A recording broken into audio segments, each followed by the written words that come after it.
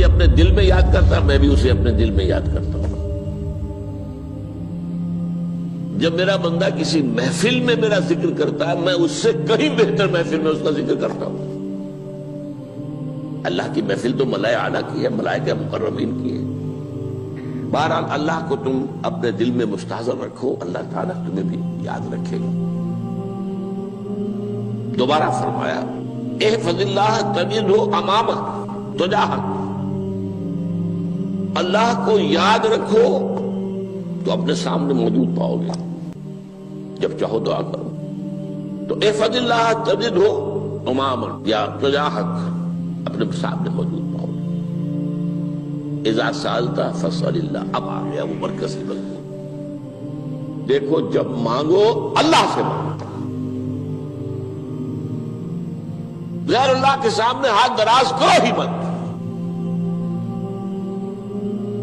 ایک حدیث میں آتا یعنی حرام نہیں ہے، دنیاوی قواعد اصول قوانین کے تحت کسی سے مدد چاہنا، کوئی سوال کرنا حرام نہیں ہے۔ آپ سوال کریں، مدد لیں، اسی پر دنیا قائم ہے، ایک دوسرے کے ساتھ تعاون کے ساتھ۔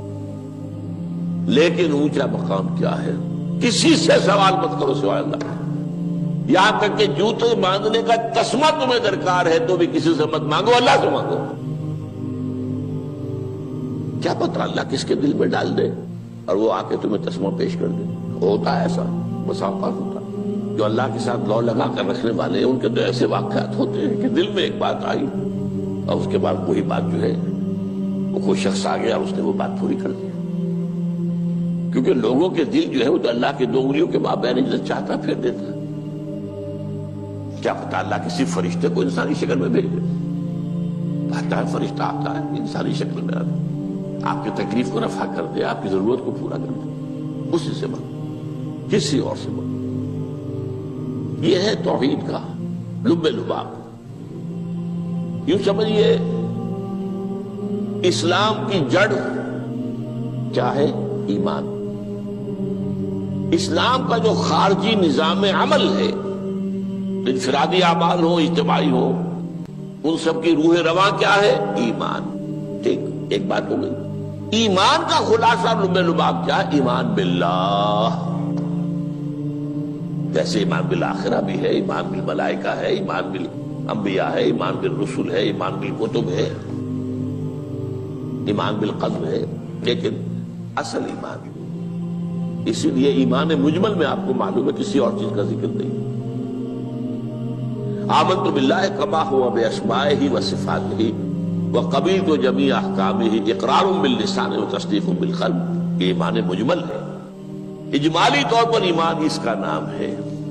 ہاں مفصل تفصیلی طور پر آمنت باللہ وملائکتہ وکتبہ ورسلہ والیوم الآخر والقدر خیرہ وشرہ من اللہ تعالی۔ تو اسلام کی جڑ ایمان، اور اسلام کا سارا جو نظام عمل ہے، چاہے انفرادی اعمال ہو چاہے اجتماعی، ان سب کی روح رواں ایمان، اور ایمان کا خلاصہ ایمان باللہ۔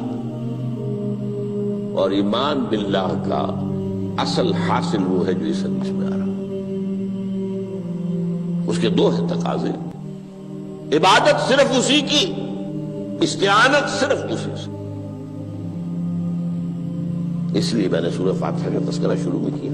یہ عبادت کا جوہر ہے، عبادت کا جو ہے یہ ایمان کا حاصل، عبادت صرف اس کی ہے اور استعانت صرف اس سے۔ استعانت ہی میں سوال بھی آ گیا، یہ بھی مدد ہے۔ آپ کسی سے کچھ مدد مالی چاہ رہے ہیں یا کوئی اور مدد چاہتے ہیں، کسی کام میں مدد چاہتے ہیں، جیسے میں نے کہا تھا کہ سفارش کرانا چاہتے ہیں، یہ بھی مدد ہے۔ وَإِذَا اسْتَعَنْتَ فَاسْتَعِنْ بِاللَّهِ، اور جب مدد مانگو صرف اللہ سے مانگو۔ اور وہ سارے الفاظ یاد کر لیے، استدعاء، استعانت، استغاثہ۔ یہ جو غوث اعظم سے استغاثہ کیا جاتا ہے یہ تو شرک ہے۔ استغاثہ اللہ سے، دعائی اللہ کی، اس اعتبار سے استمداد، استعانت، استدعاء، استغاثہ، یہ سب اللہ سے، صرف اللہ سے۔ عبادت صرف اللہ، ایاک نعبد، اور استعانت صرف اللہ سے۔ مانگو صرف اللہ سے، جب مدد طلب کرو صرف اللہ سے، اور جان لو اگر تمام لوگ جمع ہو کر تمہیں کوئی فائدہ پہنچانا جائے نہیں پہنچا سکتے، الا بشیء قد کتب اللہ لک وان اجتمعوا علی ان یضروک بشیء لم یضروک الا بشیء قد کتب اللہ علیک، اگر سب مل کر چاہے تمہیں کوئی نقصان پہنچا دے نہیں پہنچا سکتے مگر وہی کچھ جو اللہ نے تمہارے لیے لکھ دیا۔ اب بتائیے خوف کی جڑ کٹ جائے گی کہ نہیں؟ یہ جو ایمان جو ہے یہ خوف اور حزن دونوں سے نجات دلانے والی بات ہے۔ جو حقیقی مومن ہے وہ اللہ کا ولی ہے، حقیقی مومن وہ اللہ کا ولی ہے، اور الا ان اولیاء اللہ لا خوف علیہم ولا هم يحزنون۔ یہ اولیاء اللہ کو علیحدہ مخلوق نہیں ہے، کوئی ان کے سر پہ سینگ نہیں ہوتے، انسان ہی ہوتے ہیں، لیکن حقیقی معنی میں مومن ان اعتبارات سے جو آج ہم پڑھ رہے ہیں ایمان اس درجے کا پہنچ گیا تو اللہ کا ولی ہے۔ ان لوگوں کے لیے خوف کس بات کا ہوگا؟ کس سے خوف کروں؟ اس کے ہاتھ میں کچھ ہے ہی نہیں، اور اگر کچھ اللہ نے میرے لیے لکھ دیا وہ آ کر رہے گا، چاہے میں لاکھ گڑ گڑاؤں اور اس کے سامنے کہ مجھے چھوڑ دے، اگر اللہ نے لکھا وہ آیا وہ تو آئے گا، تو کاہے کو اس کے سامنے گڑ گڑانا، کاہے کو جبرسائی کرنا اس کے سامنے، اور کسی کے ہاتھ میں کچھ ہے ہی نہیں، میرا خیر ہے ہی نہیں، کاہے کو خوشامد کرو اس کی۔ اور سنیے، رفعت الاقلام، دیکھو نوجوان، قلمیں اٹھا لی گئی ہیں، وجفت الصحف، اور جو رجسٹر ہیں صحیفے ان کی سیاہی خشک ہو چکی ہے۔ یہ ہے وہ اللہ کا علم، اس میں ہر شے لکھ دی گئی ہے، اس کی قلم اٹھا لیے گئے۔ جیسے آپ کو معلوم ہے امتحان ہوتا تھا، 3 گھنٹے ختم ہو گئے، اسٹاپ رائٹنگ، بس اب قلم رک جانا چاہیے۔ وہ قلم تو تقدیر کا کاتب جو ہے وہ قلم اس کا اب اٹھا لیا گیا، اور جو صحیفے جن پر کہ لکھا گیا وہ خشک ہو گئے۔ یہ تو روایت ہے جو امام ترمذی نے جس کو روایت کیا، یہ متن ان کا ہے جو ہم نے پڑھا ابھی، اور ان کا قول یہ ہے کہ یہ حدیث حسن صحیح ہے، لیکن یہی روایت اور انہی راوی سے عبداللہ ابن عباس سے رضی اللہ تعالیٰ عنہما اور بھی محدثین نے کی ہے، اس میں سے ایک اور متن جو ہے وہ یہاں پر امام نووی نے دے دیا ہے۔ احفظ اللہ تجدہ امامک، یہ تو پہلا وہ ٹکڑا تھا، وقت تو جاہک تھا، یہاں امامک ہے، امام مطلب ایک ہی ہے، اپنے سامنے پاؤ گے۔ اللہ کی حفاظت کرو، اللہ کو دل میں، اللہ کی یاد کو محفوظ رکھو، گویا کہ اللہ کو مستحضر رکھو۔ ذکر اللہ کے معنی کیا ہے؟ استحضار اللہ فی القلب، یہ ذکر اللہ ہے۔ جنہیں ہم ذکر سمجھ بیٹھے ہیں وہ ذکر کے ذریعے ہے۔ اقیم الصلاۃ لذکری، نماز قائم کرو میری یاد کے لیے، نماز ذریعہ ہے یاد کا۔ یہ علیحدہ بات ہے کہ آپ نے 17 رکعتیں بھی پڑھ لی ہو عشاء کی اور یاد آپ کو آئی ہی نہیں کوئی، آپ تو ایک میکینیکل انداز میں جو ہے وہ اٹھک بیٹھک کر رہے ہیں اور آپ کی زبان سے کچھ بھی نکل رہا ہے، تو اس کا آپ کے شعور سے، دل کی گہرائی سے کوئی رابطہ ہے ہی نہیں، وہ ذکر تو نہیں ہوا۔ ہاں نماز فرض تھی وہ ادا ہو گئی، آپ کی فرض ادا ہو گئی۔ تو جنہیں ہم نے ذکر سمجھا وہ ذرائع ذکر ہے، اللہ اللہ سبحان اللہ زبان سے، یہ تاکہ اس کے نتیجے میں وہ ذکر حاصل ہو جائے۔ استحضار اللہ فی القلب، ذکر کے معنی ہے استحضار اللہ فی القلب۔ تعرف الی اللہ فی الرخاء، اور دیکھو کشادگی کے وقت میں تم اللہ کو یاد رکھو، اللہ کی طرف رجوع کیے رہو، بھول نہ جاؤ۔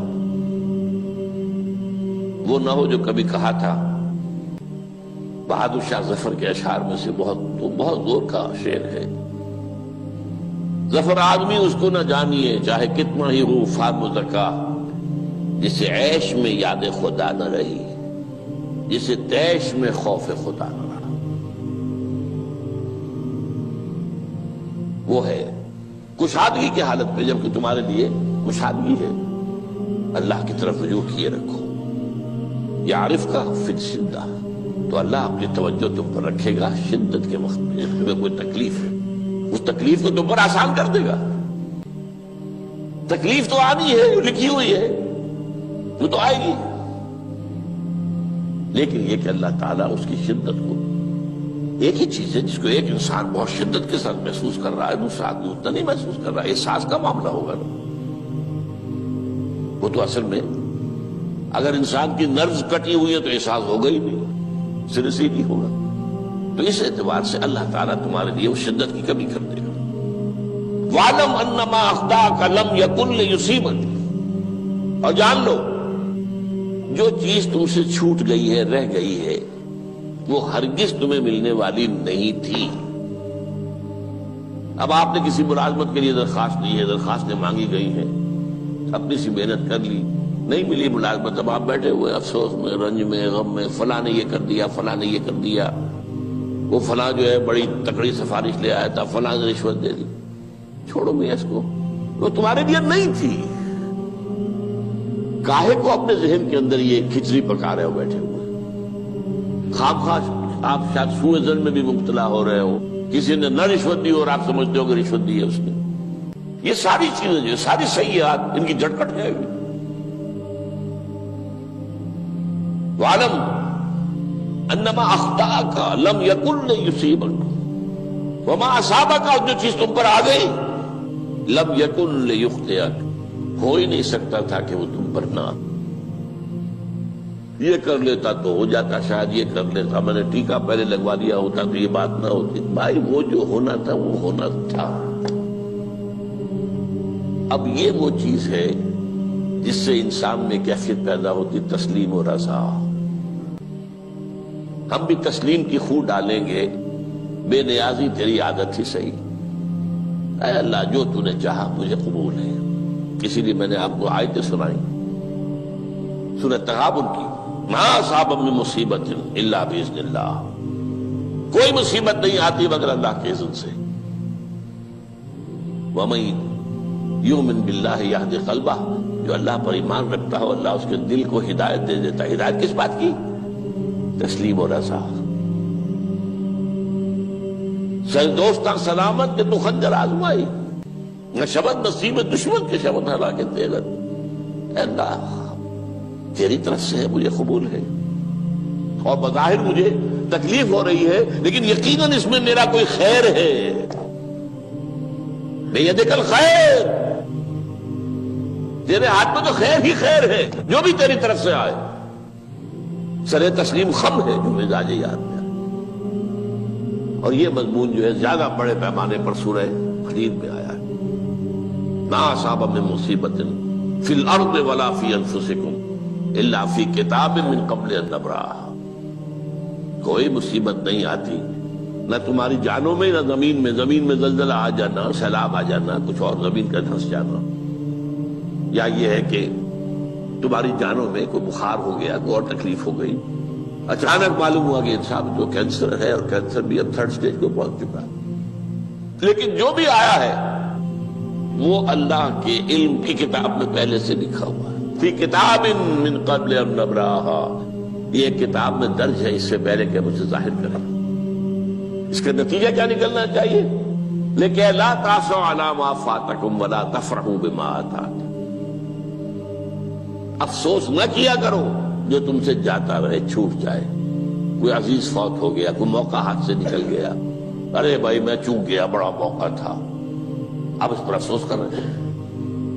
نہیں، جو چیز لیکن لا تأسوا علی ما فاتک ولا تفرحوا بما آتاک، جو اللہ تمہیں دے دے اس پر اتراؤ مت۔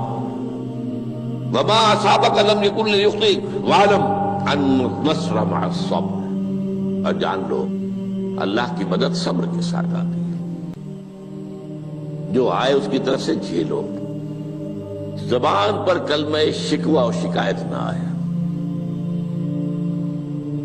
اللہ سے شکایت نہ آئے، تسلیم و رضا، جو تیری رضا ہے۔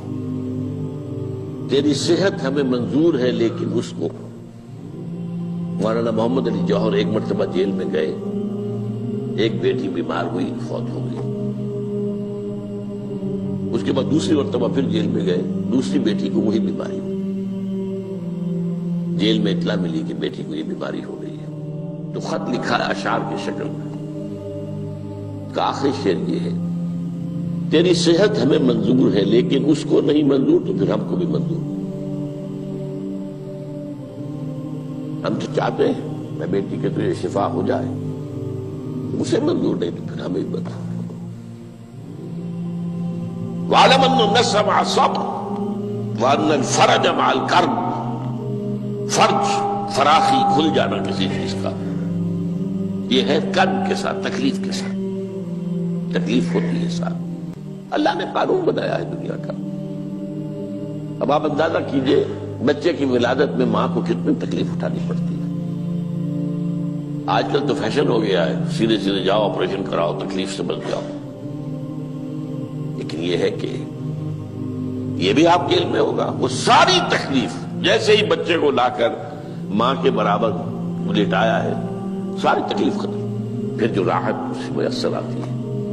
ان الفرج مع الکرب وان مع العسر یسرا، اسی لیے میں نے وہ آیتیں بھی پڑھی تھی، ان مع العسر یسرا، ان مع العسر یسرا۔ اس دنیا میں یہ اللہ نے نظام بنایا ہے، سختیاں جھیلنی ہی ہوں گی۔ لقد خلقنا الانسان فی کبد، ہم نے انسان کو پیدا کیا